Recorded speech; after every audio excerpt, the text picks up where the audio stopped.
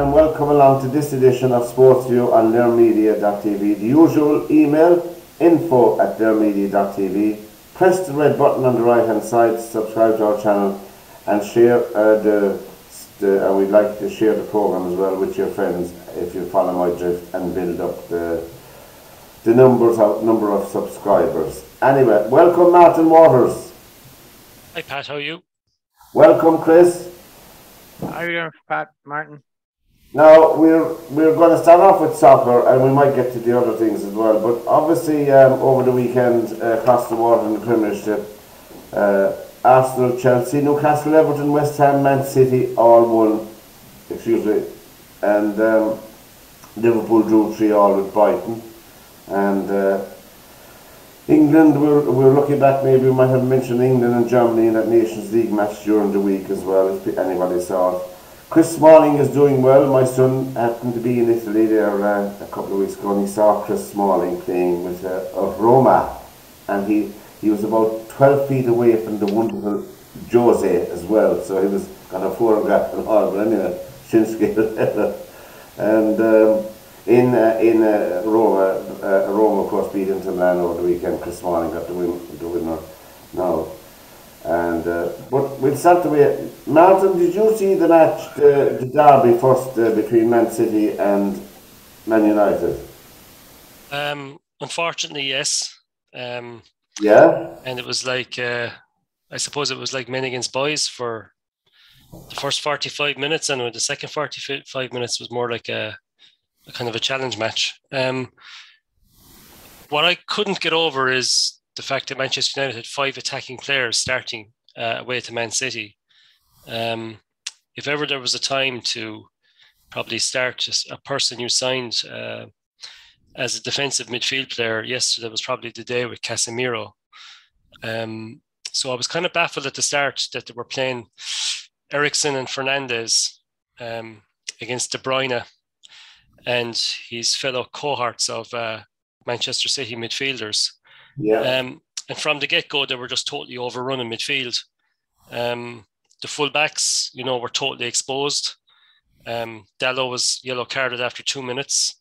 I think Manchester City had them, where they wanted them. They hugging the touchlines, making the pitch, I suppose, as big as they possibly could. And I suppose they targeted Eriksen and really took him out of the game and basically said, look, McTominay can have the ball, but we know he's not going to do much with it. So tactically, I think City got it obviously spot on because they were 4-0 up at half time. But tactically, Manchester United got it very wrong if they thought they were going to Manchester City with 5 attacking players and come out with a positive result.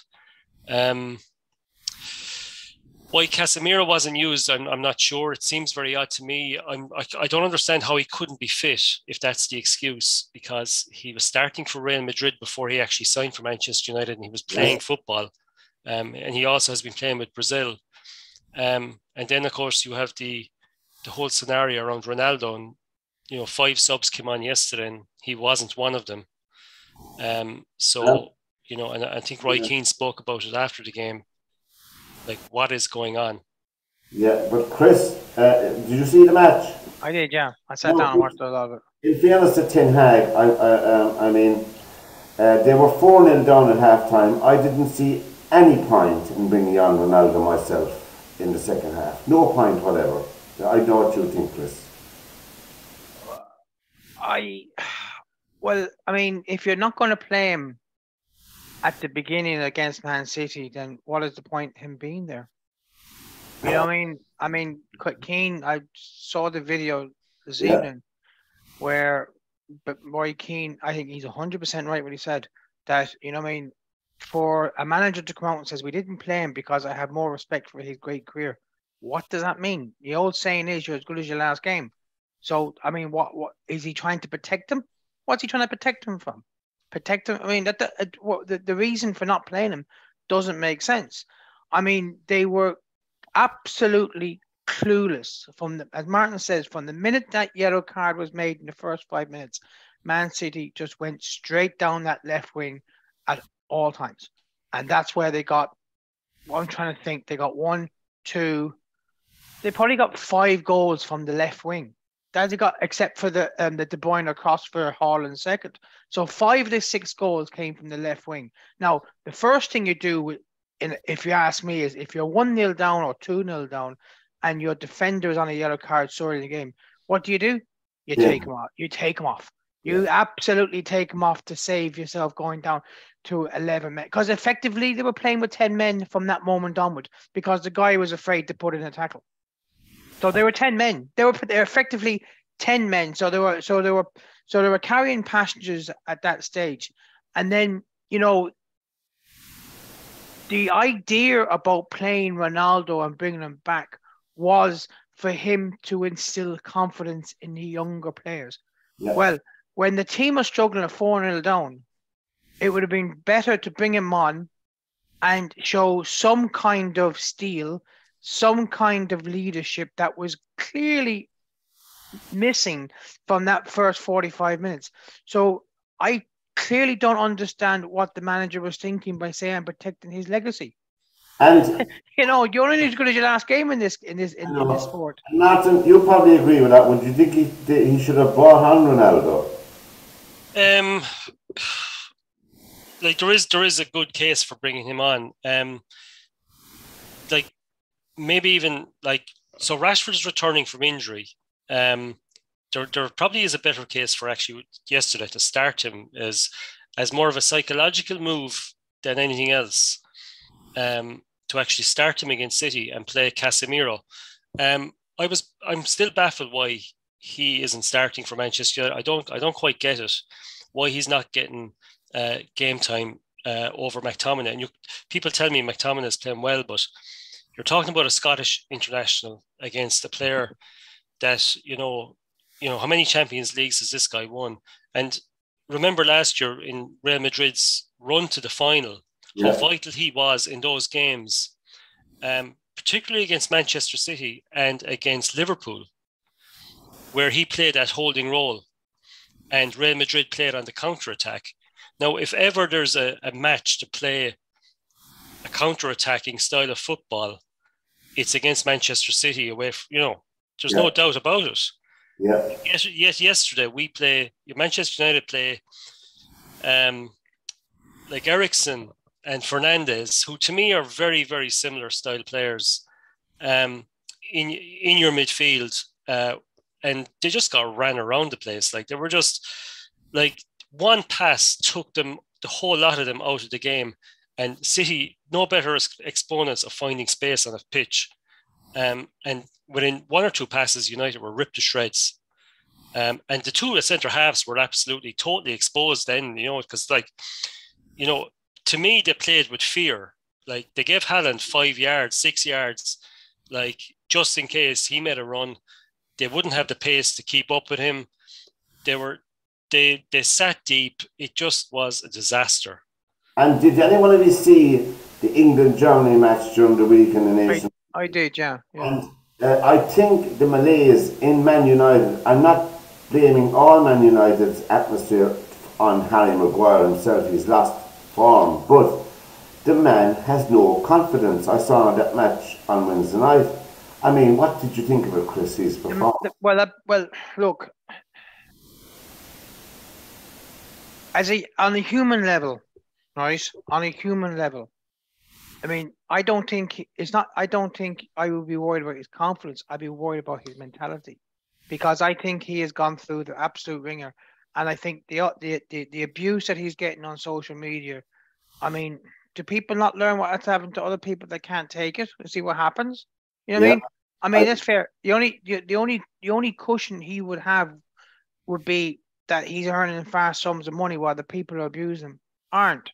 So that's probably the only cushion he could take from it. But he is being destroyed out there. And, you know what I mean? I would be his biggest critic, but I would go on by what I see on the field. And it came to the point against Germany, you actually felt sorry for him, because he's a guy who's clearly out of his depth in lots of form, and yet he's been played in situations.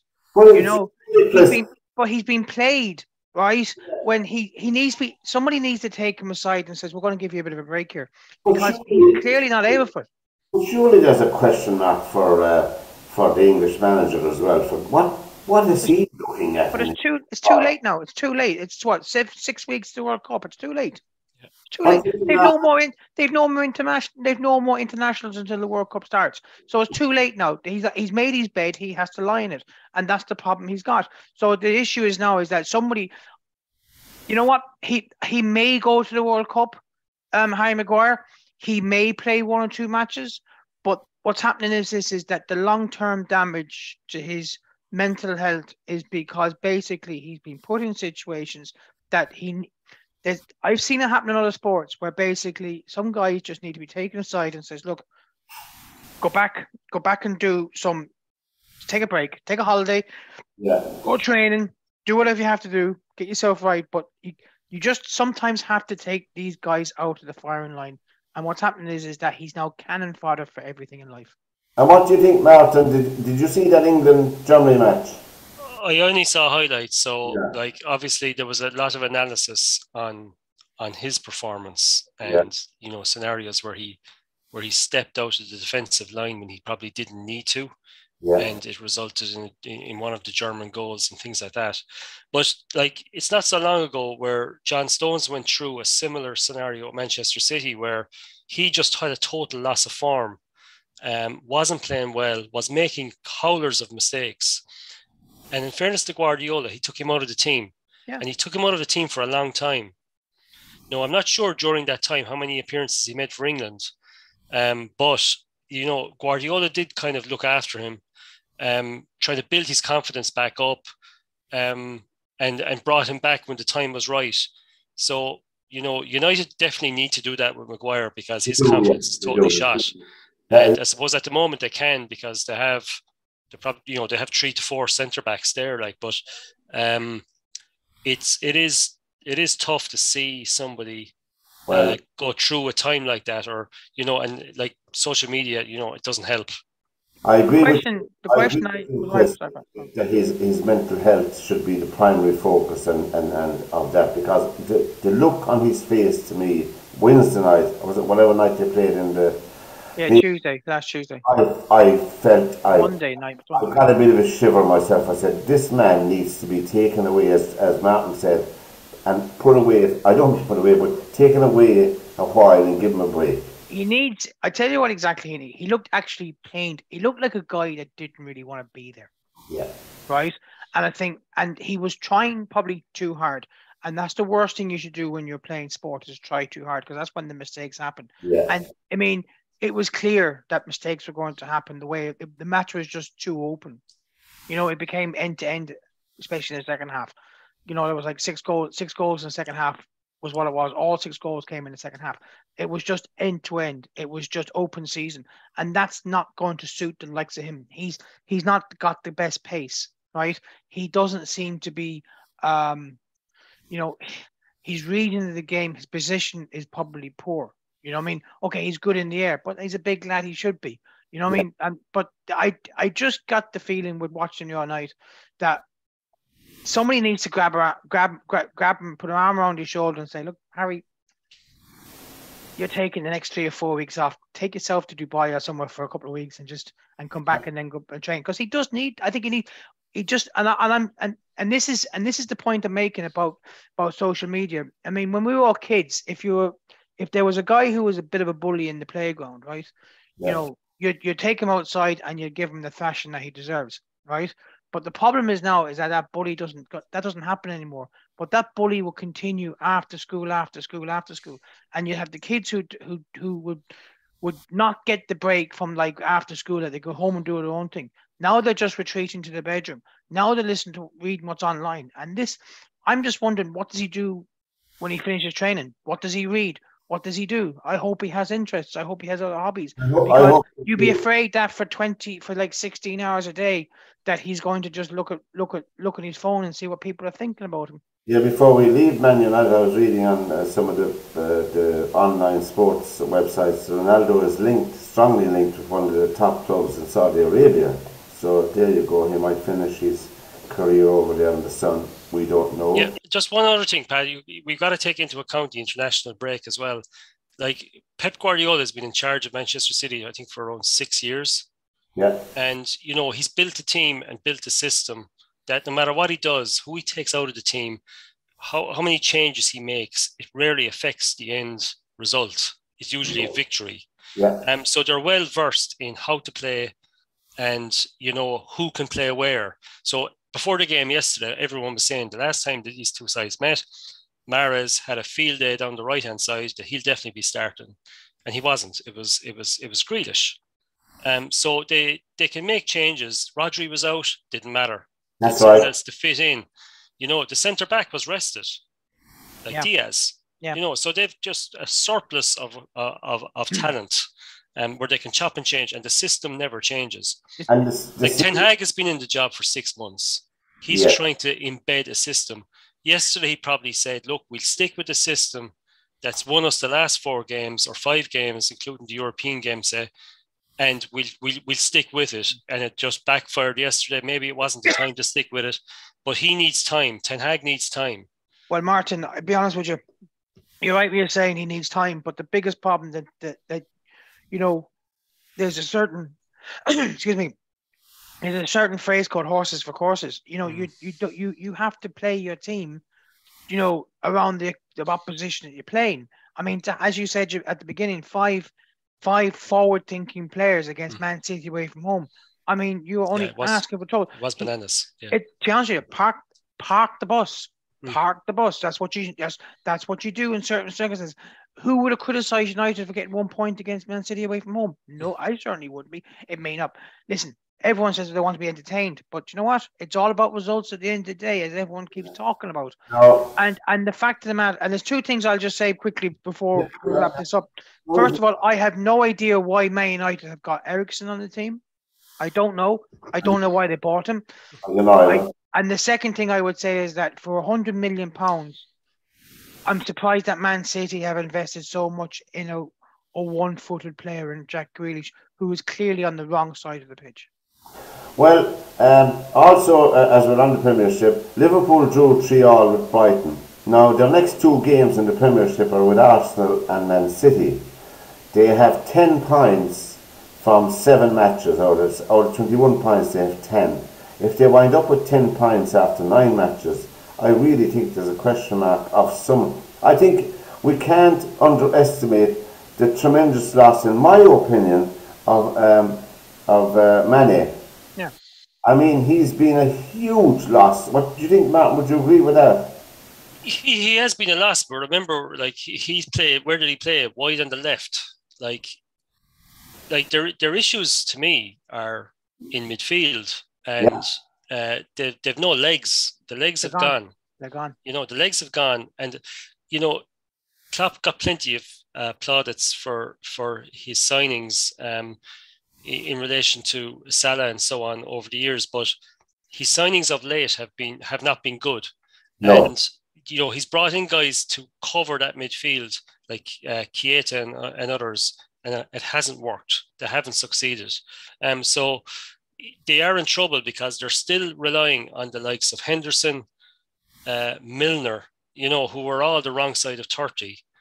And they haven't refreshed the team, so to speak. And Robertson. And look, and it doesn't help when, you know, your centre back has losing form, your right back has lost form, and I suppose the only one that's stable in the back 4 essentially is the goalkeeper behind them.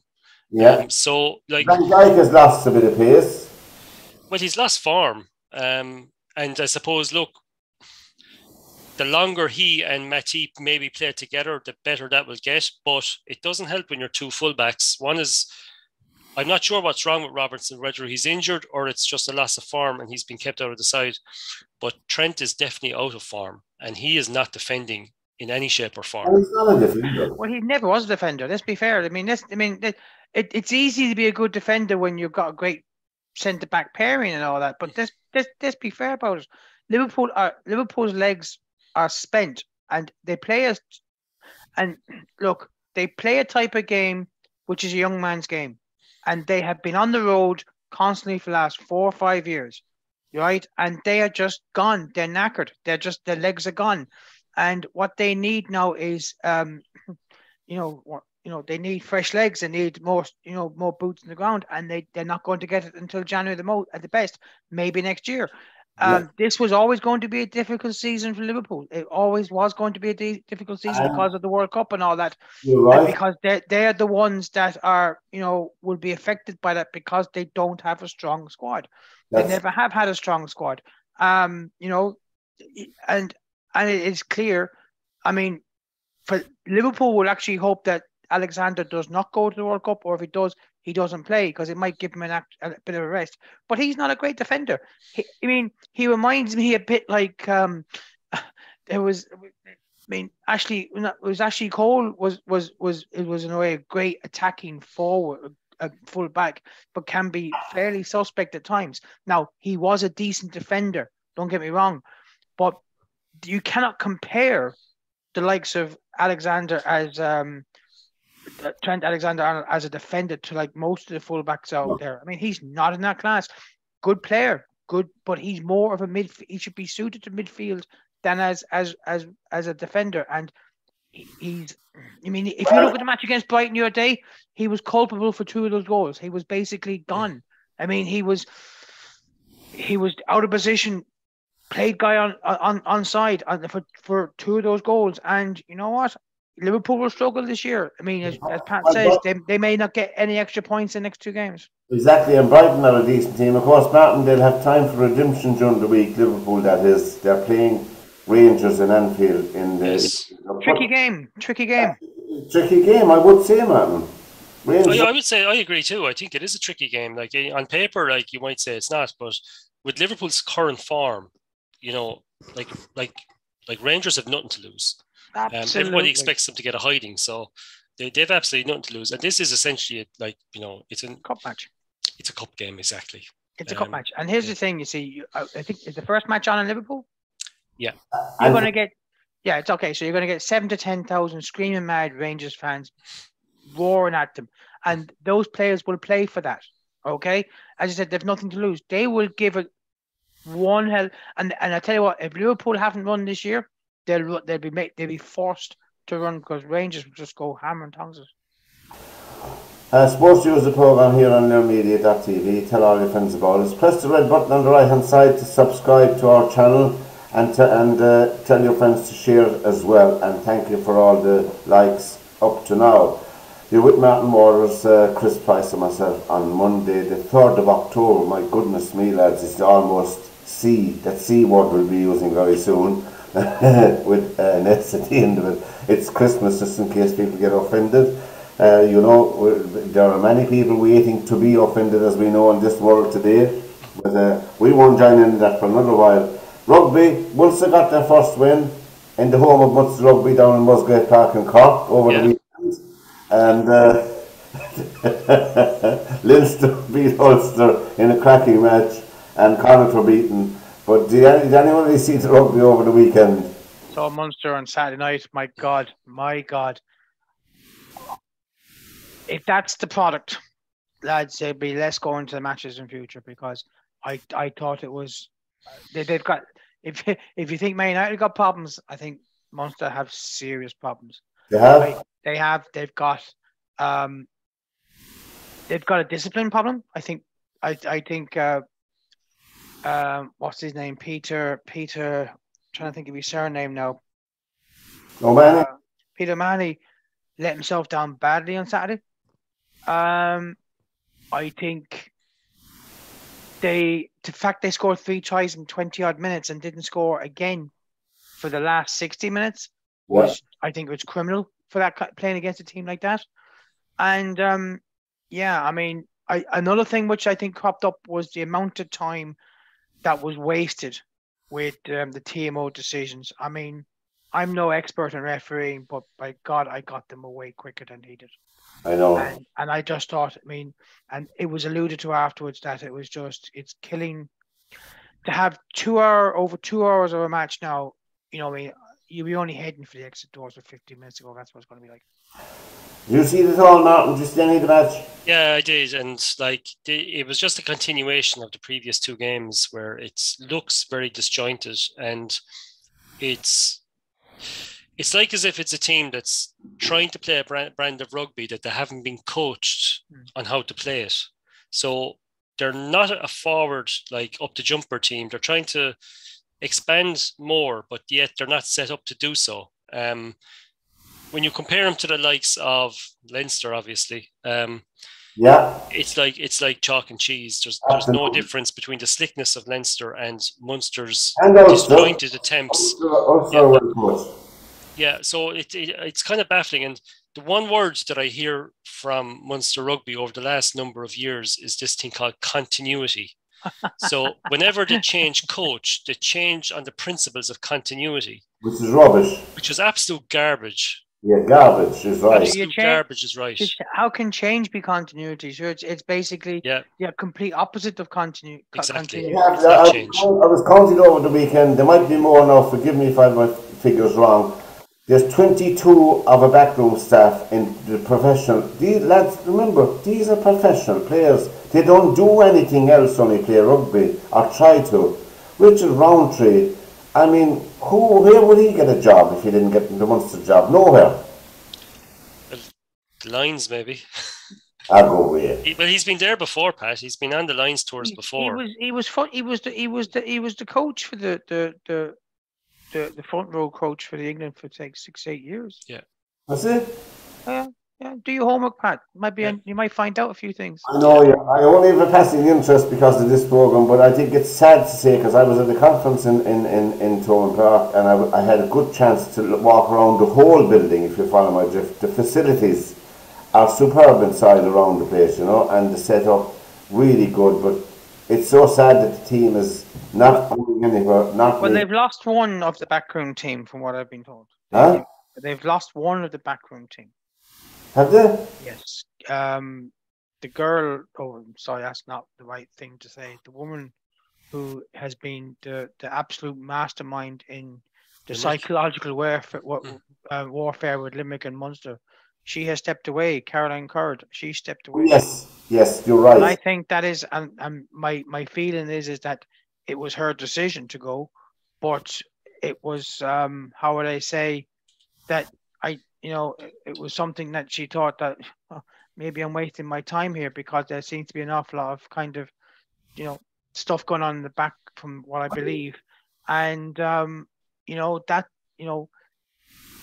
what I believe that she is instrumental into the successful Limerick hurlers because of what she's been doing, and that there has been, she would actually take private calls from some rugby player, from any of the rugby players, whatever, if they needed assistance, and she was always there. The fact that now she is not available to them would be an unbelievable, massive kind of retrograde step. But look, apparently it's her own choice, so I really don't know much more than that. But, I mean, it's sad for Liverpool Munster that I saw part of it would be not there anymore. I saw a good bit of Leinster and Ulster. It was a cracking game of rugby, I must say. It was far better than the Munster. Well, the Munster were playing Zebra, but Zebra are big, but really they're very deficient as well, And they have nearly a non-Italian team there now, which doesn't augur well for Italy going forward as a rugby nation. But anyways, Shinsuke. Now the women's. Pat, if you just to finish off there, if you think of it, now I might be wrong on this, but if you think of it, since Declan Kidney left, yes, has every coach that's been appointed, maybe apart from one, I think, which was maybe Penny, right? I think Penny was appointed where he wasn't involved in the setup, the prior setup. Yes, and say Erasmus was involved, came in when Penny left, isn't that right? He came in, so Penny left, and I think Anthony Foley, God rest him, was appointed, and then Erasmus came in. So before Penny was appointed, wasn't there a kind of a continuity situation going on there with Kidney, where it was his understudy that was appointed, an Australian guy, that came in for continuity reasons, and nothing happened. No. And since Erasmus came in, Van Grant came in on the coats of Erasmus because he was his assistant. Van Grant leaves and Roundtree comes in because he's Van Gran's assistant. Yeah. Like, surely we should learn lessons from the past that these continuity scenarios are not working. No. The question, Martin, is finance. Okay, let's be fair about it. Okay, the reason that he's brought in is that he's obviously under contract, so they can give him a pay rise to the equivalent of what Van Graan was getting without having to go outside and look for a coach and pay them whatever money that they are looking for. Yeah. That's the reason why they appoint inside like that, because it's cheaper. That's true. And Ronan O'Gara's team won over the weekend, La Rochelle. They beat Racing 92, 24-19. What do you think, lads? Will he eventually come into some setup here? He said he's going to walk out his contract with La Rochelle, which is to run to the end of the season, I think. Is it? He's not going to Munster. He's wasting his time going. I wouldn't be going to Munster. No, if he's going to go anywhere, he'll go into the Ireland setup. Okay, that's where it's going. There's talks. I've heard whispers about how the length of time that Andy Farrell is going to give to this. There's whispers going around that after the World Cup he may be gone. Well, he's only contracted up to the World Cup anyway. Yeah, but there may be, normally, see, how long is he there? 2 years, maybe at most, maybe 3.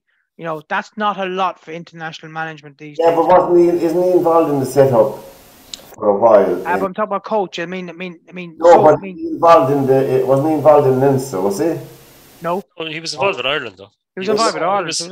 He was head coach. He was not head coach, but he was assistant. He was assistant, yeah, but he wasn't. But the point. He was assistant to who was it? I forget. I don't know. Joe Smith. He was assistant to Joe Smith. Sorry, Smith. Yeah, but the point I'm making is that Smith was there for like 6 years, maybe more, as a manager, as the coach, the head coach. 3 years is not a lot of time, okay? And I think the talks is that there's a strong possibility that after the World Cup that the England job may be available. Well, there you go, and I think that, Eddie Jones, I don't think will be there after the World Cup, lads. There's a huge swell of he doesn't have the support. I don't think he's lost a lot of. But anyway, I think that if Ireland doesn't get into the Rugby World Cup final, it'll be seen as a failure. Well, the draw is horrendous. They're only 15 against 15. No, but yeah. Will you stop that nonsense? The draw is horrendous. They've got, it could be South Africa or it could be New Zealand in a quarterfinal. If you're a betting man, who would you go for? Well, if they got New Zealand, I'd be confident. No, New Zealand have had their wobbly part now. 14 months outside the World Cup. That if you're going to get a wobble, that's the best time. Ireland have consistently played well between World Cups. But they've never got into the semi-final of a World Cup. And they won't either. Well, yeah, to be nice to see them. I don't know myself. I don't know. I think there's too many good teams ahead of them, I'm afraid. That's the point I'm saying. But that's the point. See, it's very difficult to say it's going to be a disaster when you look at what's going to be the road ahead. Let's be honest with you, 12 months to the World Cup is an unbelievably long time in rugby. You've got injuries cropping up. I think the United Rugby Championship this year has been designed with the World Cup in mind because there seems to be less matches. Yeah. And there doesn't seem to be. I don't think there's going to be an intensive midsummer tour like what they had this year. So it's going to be a long run into the World Cup next year. Injuries are going to play a big part of it. Yeah, just supposing Johnny Sexton, I'm not picky on him. Just supposing he can't go to the World Cup. What name trips off of your tongue, Martin? What name trips off your tongue to take his place? Well, there's 2 I could think of straight away, and that would be Jack Carty from Connacht or Ross Byrne from Leinster. Yeah, well, like Carty from Connacht, he's been left out of Irish squads. Yeah, but they're the 2 players that you have. Who else is there? Joey Carberry, maybe. Joey Carberry. Yeah. He has played the guy from. I know he's fallen out of favour, and I wouldn't rate him whatsoever. But he has played well. Like Farrell hasn't, but maybe he has. But during the transition from Schmidt to Farrell, I know he played Burns from Ulster at one point in time. He played a couple of games in the Six Nations. No, I don't rate him at all, but like it really is a case of who's the best of that bunch. You have the 9 and 10, which is problematic, is it? In fairness, the 9 has played well. When he's worn the Irish shirt, he has played well. Like he was effectively almost man of the match in the last test against New Zealand. He was superb. I was walking down Mallow Street there last week, and a few of the rugby players, I think they were somewhere around the corner for a photo shoot. But Conor Murray and a few were having a coffee out in the street. It's a sunny day, and I said to Conor, and over talking to him. Well, I was passing them down. I said, "Hey lads, what are you drinking there now? Is it all legal?" I just staggered him. I said to Conor Murray, I said, "Are you going to the World Cup, or what are you retiring? What are you doing, like, you know?" Got a big shop at the quest. Quite didn't get a slap across the face for that now. Jesus Christ. The lads joined in and started slagging them, you know. Leave him alone, for God's sake. I don't know. But he looked fit to me, and he looked very well, but just, the Women's Rugby World Cup is kicking off next Saturday morning. For those people who are interested in that, there are 12 teams in the World Cup. Did you know that it's Saturday next Saturday, lads? No? But anyway. No. South Africa, Fiji, England and France are in one group, and Argentina, Australia, New Zealand, USA and Italy are in the other group, and then Japan, Wales, Scotland, Canada. I know there's some potentially good matches, but hopefully they'll do well. England are one of the favourites to win it, obviously, and New Zealand are hosting it. So anyway, I don't know what time the matches are on. You can look up the schedule yourselves. Also, Djokovic won the ladies ATP Tour match against Marin Cilic. He won the final in the Israeli Open there over the weekend, so that was a good boost for him.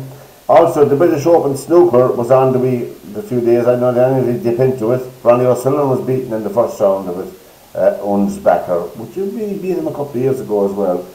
It was won by Ryan Day, who beat Mark Allen. Mark Allen beat both Judd Trump and Selby on the way to the final, which was really, a surprise for everyone. He lost the final 10-7, but he's lost about 4 stone as well. Mark Allen, that is. So he was looking fit. And I watched the last session last night, and I thought Ryan Day played very well. I'm delighted for him. His first major championship in 22 years of professional. I thought he was. It was 7-all, big cagey. Yeah. 2 of them were complaining about the table. There was changes to the conditions of the table. I think someone had an air conditioner on or whatever. But he played well. Alan got a bit anxious towards the end, but in fairness, I thought I watched it last night. Ryan Day played very, very well. Now,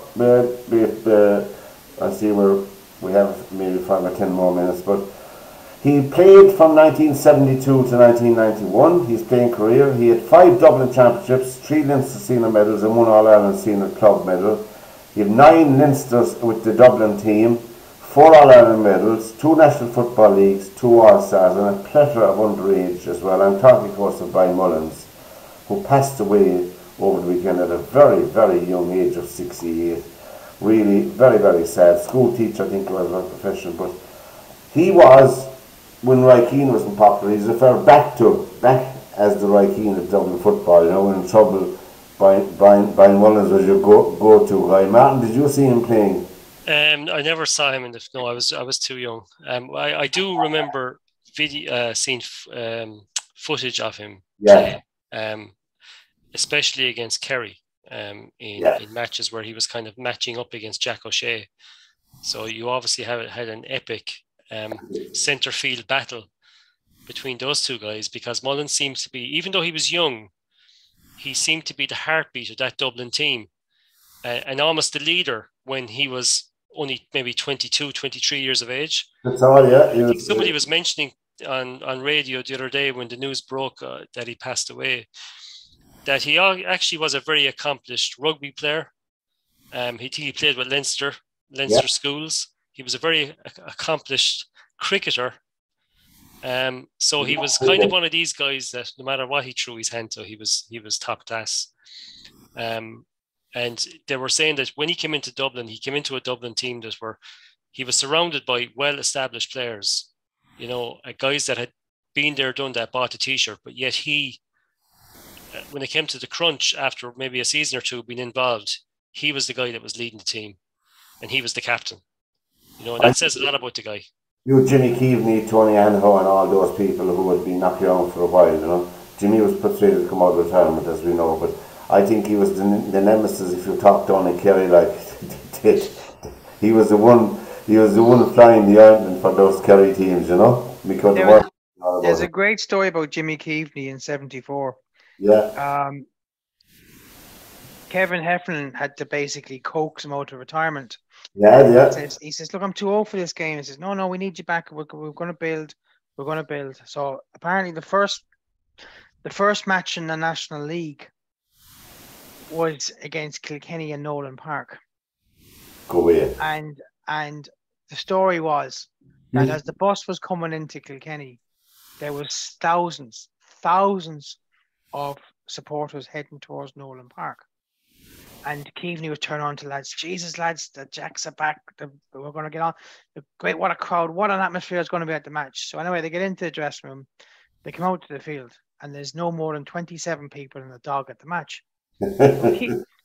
Keaveney turns around and says to one of the stewards, what the hell is going on here? He says, when we came in by the bus, there was thousands coming in. Yeah, there was a Kilkenny hurling match on before. They're all gone home now. I know that, Jimmy Keaveney. He was a character. He had an incredible belt, a dead ball. He was a fabulous kicker of a dead ball, as I say, a free taker. That is Jimmy Keaveney, you know. Deadly man, you know. But he had a character himself, you know. But Brian Mullins, as I said, was one of the heartbeats of that team. And obviously, I saw him playing twice live in National League games. Whereas Cork, as you know, were the All-Ireland champions. They were the holders in 1974 when that young Kerry team came out of nowhere. And anyway, the rest is history with Nick O'Dwyer and Kevin Heffernan. And they dominated the 70s and the 80s. Apart from Seamus Darby's miraculous push, nudge. Here we go. Here we go. It was not a push, it was a slight nudge. He helped him out of the way of the ball. That's what he said. But that was great too, you know. I remember when I was a lot younger, right? And I met Nicky English coming off. I was doing a college course in Dublin, and I met Nicky English, and we're getting the same train home. And this was about, I think it was I'm trying to get the year right. It was a 1985 Munster final. I'm trying to think. No. I'm trying to think of the year. I think it wasn't 91. It was definitely a Munster final. It was on in Páirc Uí Chaoimh. Could have been 85 as far as I remember. And the ball came down by, say, the city end of the ground, and English kicked it, and it was waved wide, and he went ballistic, thought it was a point. And I was saying to him, and I said, and that was wide, by the way, that day. No, it wasn't. He says, look, I'll tell you what, if I buy you a coffee, would you shut up about it? He says. I know. Didn't want to know anymore. But, my brother now has passed away. We were down at the match, that saga between Cork and Wexford, and they had to play 3 matches, I think. You know, the National League Hurling League final with Cork and Wexford. I think it was 97, 98 or something along then. 93 was 93. That far back, but anyway. Yeah. We were coming out of the match. There was a big slagging match going on between ourselves and the Wexford crowd. Quite good, healthy banter, you know. There was no animosity, but my brother was a very good wit, you know. And he just wanted to shut them up. See, they were getting very noisy. We were sitting down in the train, and he said, lads, Wexford now 3, what was the first thing that Mandela said when he got out of prison? And lads, all the Wexford crowd saying, no, I don't know. He said, did Wexford get out of Leinster yet? That was a very funny story at the time. Anyway, we're looking forward to the Champions League during the week. When Liverpool will take on Rangers. I think, I know who Man City is playing. I forgot to look it up, but it really doesn't matter that's who they're playing, because they aren't Are we going to say it? Are they at last going to win the European Cup or not? Man City. Yeah. I think they've got the final ingredient. They can be accused of not being going for the juggler. I think they've got a guy that will just score at will, and yeah, I think if they don't win it this year or this season, you know, it could be Pep's last year with them. But I actually do think that he is the missing ingredient because he is a natural goal scorer. He will score goals for fun. You could say that they haven't really had that. And, you know, when you see the link-up play between a couple, I think while I suppose we always focus on what United do, I think we're not giving enough credit to a Man City team that could literally have put 10 goals past United yesterday. Well, I mean, obviously 4-0 at half time. I had put €3 on them to win 9-0 at 25-1. I was limited now. Of course, there was 9 goals scored in the match. That's the one consolation I had, just for a bit of fun. But really, as you said, it could have been that. Do you think they'll do it, Martin, this season? Do you think they'll do the European Cup? It's hard to see past them now, to be honest, because the other teams in it, you know, seem to be going in the opposite direction. Yeah. Who of the top 4 or 5 teams in Europe are actually, you know, going forward in relation to their improvements? Madrid are definitely, you know, going back. Barcelona, although Lewandowski scored for them, but Barcelona are going back as well. Barcelona skint. Skint. Yeah, you know, so you don't see a lot of, like, you know, if anything, it's probably going to be a team from England that just might catch them on the hop, but I can't see it unless. I think the biggest threat to Man City, in my limited knowledge of soccer, would be PSG on a good day, because they have very talented players, you know. They don't. Again, they may have a great forward line, but they don't have the defense, and that's what's caught them out the last couple of years. Yeah. I think when you're talking about Barcelona, I think we have to recognise the fact that what Barcelona have been conducting for themselves for last year has been nothing short of scandalous in a PR campaign to demonise likes of Martin Braithwaite and the Dutch guy. I'm trying to think, Frankie de Jong, because they took pay cuts, and the deal was if they were being sold, that Barcelona had to put the money back to where it was. And the two boys are just refusing to go anywhere. And within the rights, I mean, if and you have the brigade with Barcelona having an unbelievable PR campaign to demonize these two people and put unbelievable pressure. I mean, that's why in normal life, that's why we have unions. Because if we would just decided not, if companies decided to cut someone's wage by a certain amount, and then say, oh, well, you have to leave or whatever, and left them with nothing. I mean, that may have happened 150 years ago. We hope it doesn't happen now. It probably does. But when you see and when you hear, like over the weekend, that Barcelona still owe Chelsea 50 million for buying Ferran Torres when they've only paid 3. This is a club that is in disrepute, that if it was in any other business, they would be shut down. They would be in examinership, not just administration, but in examinership. There are a lot of things wrong in soccer level. There has been a lot wrong with soccer at European level for a long, long time.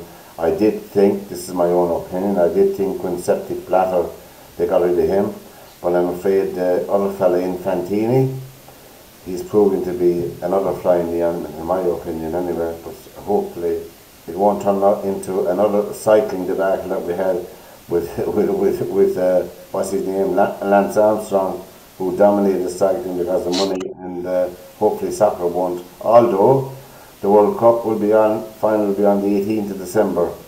I think the 18th of December will be the World Cup final in a country that never had a football team. There's actually, my son showed me a great photograph today, all right? That all the stadia in Qatar, if you were to put them all on a map and put them on a map of Ireland, they would fit inside the county of Wexford. Oh, they've sold 2.6 million tickets for it, lads, anyway, so far. So, obviously, I think it's good that it's in the Middle East. And I see that Egypt now are making a bid for the Olympic Games in 2030. 6 or something like that, you know. Have the Olympic Games never been held in the continent of Africa? No. No. No. No. No. So maybe that's why they're making a bid for it anyway. It'd be nice to see it there, but anyway. But have they the money for it? I mean, let's be honest with you. I mean, Egypt wouldn't be one of the, I mean, where's the money coming from this? You know, I mean, the only reason they're going for it is that a lot of the other Western countries are basically running away from it. Paris would probably be the last of the, I think Los Angeles has it in 2028. They could be the two of the last big cities that will take it. I think what's going to happen with that it may be countries instead of cities. I mean, if you say Egypt, it's probably significant. You actually haven't mentioned the city. We all expect Cairo, but maybe it's not going to be Cairo. Maybe they said, you know what, lads, it's going to be Egypt, not the entire country. We put down some Luxor. We'll go here. We go there. Alexandria. Maybe the country maybe the country doesn't have a city big enough, wealthy enough to take the entire games. I don't know. Of course, before we go, lads, I almost forgot. Look, we have to sympathise with all those people. Was it nearly 200 people that were killed in Indonesia at the club soccer match there? Did you see that? Horrendous. It was just very, very sad to see it happening. But hopefully, I mean, it's a bit too frequent for my liking. These things that happened. I know they're spaced out a bit. You had the Heysel Stadium, you had Bradford City fire, you had Hillsborough, you had this thing now in Singapore, and I won't say what I thought the fault of it is, you know, but sometimes if we need people to get out on their own devices, that we might be better off. What was the big hurry, big rush? I don't know. That wasn't what the problem was, Pat. The problem was that there was a riot after match because the team who were playing at home, and you know, you can say what you want, but my instinct at the beginning was that there's something fishy going on when the team that is at home lost their first match in 23 years at home. And I'm going, what? 3-2. Right? But how can a team lose their only match in 23 years at home? The Singapore we're talking about now. Indonesia. Or Indonesia, sorry. Indonesia. So you have to wonder, and then the fans couldn't take it. Maybe they're not used to it, obviously, but you know, they ran amok, and then the police came out and did what they did. And from what I believe this evening, the police chief and 9 high-ranking officials have all been stood down from their positions. Well, there you go. And look, we sympathise with the casualties. It's just shocking. Actually, Hillsborough lads, you know, there was nobody held accountable for that, was there? There was. Well, there was and there wasn't. There was a police chief. Yeah, but there's nobody. But it took so long. It took so long. Anyway. It took so long. You know, let's be fair. But, from Martin Waters, Chris Price and myself, lads, it's been a blast again. Thanks very much for turning up on the night, and thank you for your time. Tell all your friends about us. So from this edition of SportsView, until we meet again, guys, take care and God bless. Take it easy. See ya. Bye-bye.